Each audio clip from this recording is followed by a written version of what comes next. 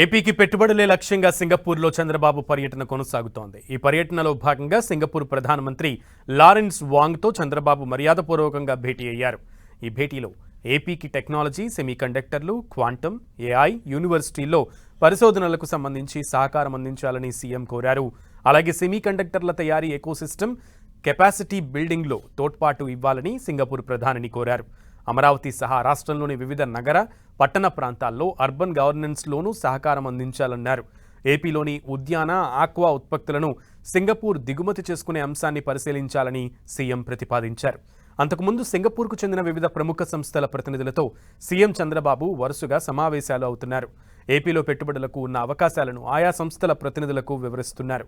ఇందులో భాగంగా YCH logistics group head of operations Sunil నంబియార్తో సీఎం చంద్రబాబు భేటీ అయ్యారు.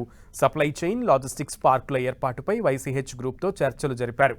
ఆటోమేటెడ్, అత్యాధునిక సాంకేతికతతో కూడిన భారీ సప్లై చైన్ సిటీని ఏపీలో నిర్మించే అంశంపై సమావేశమయ్యారు.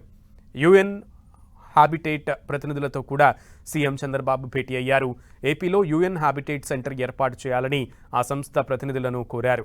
యుఎన్ హ్యాబిటేట్తో భాగస్వామ్యం కోరుకుంటున్నామన్న చంద్రబాబు ఏపీలో రైజప్ కార్యక్రమాన్ని అమలు చేయాలని సీఎం ప్రతిపాదించారు. సీఎం చంద్రబాబు ప్రతిపాదనకు యుఎన్ హ్యాబిటేట్ ప్రతినిధులు సానుకూలంగా స్పందించారు. ఇక రేపు సింగపూర్లో జరిగే వరల్డ్ సిటీస్ సమ్మిట్లో చంద్రబాబు పాల్గొని ప్రసంగించనున్నారు. కాకతీయ కల్చరల్ అసోసియేషన్ నిర్వహించే ప్రోగ్రాంను ప్రారంభించి సుల్బాన్ జురాంగ్ అమరావతి ప్లానింగ్ సమావేశానికి హాజరవుతారు. అనంతరం సిఐఐ నిర్వహించే రోడ్ షోకు హాజరు కానున్నారు. రేపు సాయంత్రం పలువురు పారిశ్రామికవేత్తలతో భేటీ తర్వాత ఆయన తిరిగి రాష్ట్రానికి రానున్నారు.